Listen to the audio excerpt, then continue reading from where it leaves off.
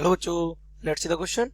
Mutual inductance of two concentric circular coils depends upon option A number of turns of both coils, option B area of cross section of coils, option C distance between two coils, and option D magnetic permeability of medium between the coils. So let's see the key concept of this question.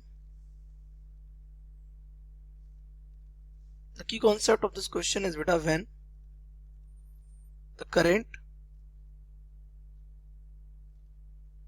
flowing through a coil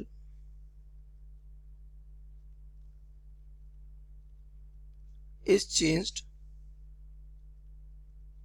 then its magnetic field और क्या कह सकते हैं flux will also be changed. ये भी change होगा if it is linked with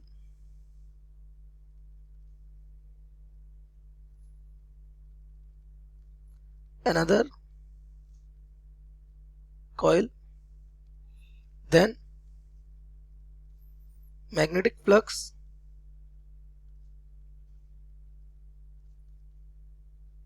through second coil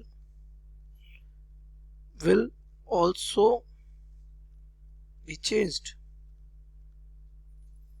This phenomenon is known as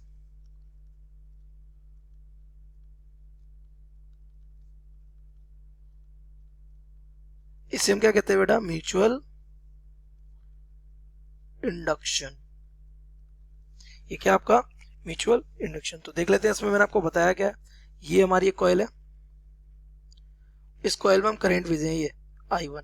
इस coil को हम प्राइमरी बोलते हैं बेटा. क्या बोलते हैं? प्राइमरी. इसके बगल में एक और कॉइल हमने रख दी. ये हमारी कॉइल कौन सी है? सेकेंडरी. ओके. अब हम इसके करंट में क्या कर रहे हैं? चेंज. तो आपको पता है इसमें जो फ्लक्स लिंक होगा वो इस करंट पे डिपेंड करेगा. ये तो प्राइमरी का फ्लक्स तो करंट पे डिपेंड करेगा, सो करेगा ही, लेकिन क्योंकि एक नेबरिंग में रखी है इसकी, तो ये फ्लक्स किससे लिंक होगा? सेकेंडरी कॉइल से भी लिंक होगा. तो ये सेकेंडरी कॉइल का जो फ्लक्स होगा पूरा φ2 N2 φ2, ये किस पे डिपेंड करेगा?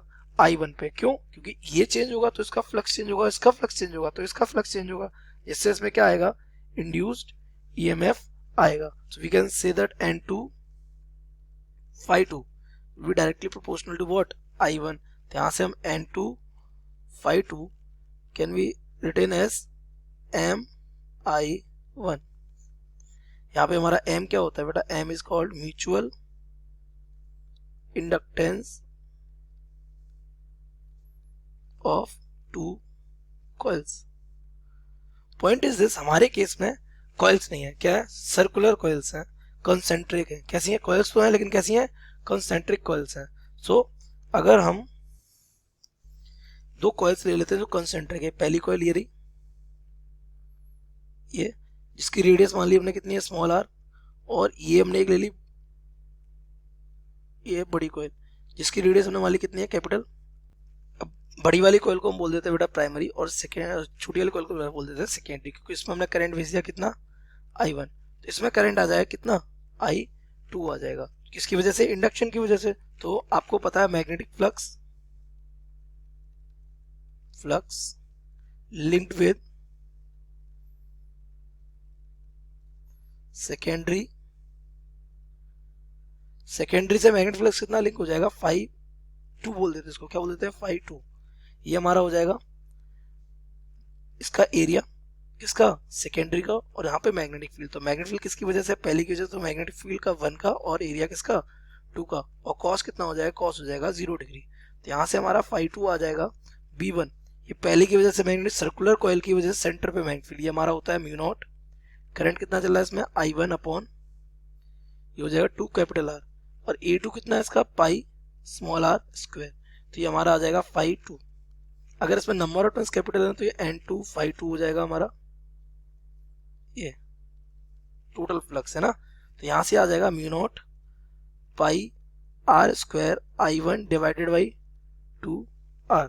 अब हमारे जो कॉन्सेप्ट था, हमारे उस कॉन्सेप्ट से ये N2 φ2 किसके प्रोपोजल होगा?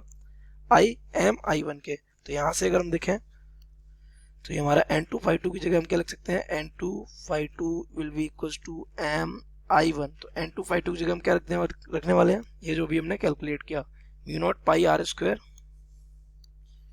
Mu naught pi r square I1 upon 2 capital R is equal to M I1, I1 से I1 क्या हो जाएगा, कैंसिल। तो यहाँ से हमारा म्यूचुअल इंडक्टेंस क्या आ गया इस वाले केस का, mu naught pi r square divided by 2R।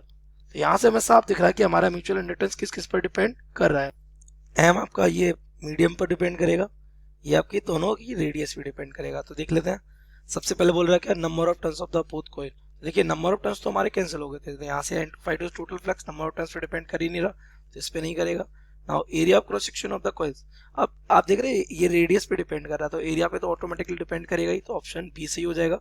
Distance between the coil, अब देखिए डिस्टेंस किस पे डिपेंड करेगी, स्मॉल आर और कैपिटल आर पे, और आपका ये म्यूचुअल इंडक्टेंस स्मॉल आर और कैपिटल आर पे डिपेंड करता है, तो ऑब्वियसली किस पे डिपेंड करेगा, दोनों कॉइल्स के बीच की डिस्टेंस पे भी डिपेंड करेगा। मैग्नेटिक परमेबिलिटी तो म्यू नॉट आ रहा है फॉर्मूले में, तो इस पे भी डिपेंड करेगा। तो करेक्ट ऑप्शन क्या हो गए हमारे, B, C and D. So we can say the correct options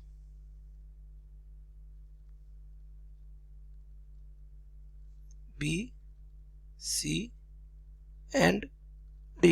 I hope you have understood it well. Best of luck.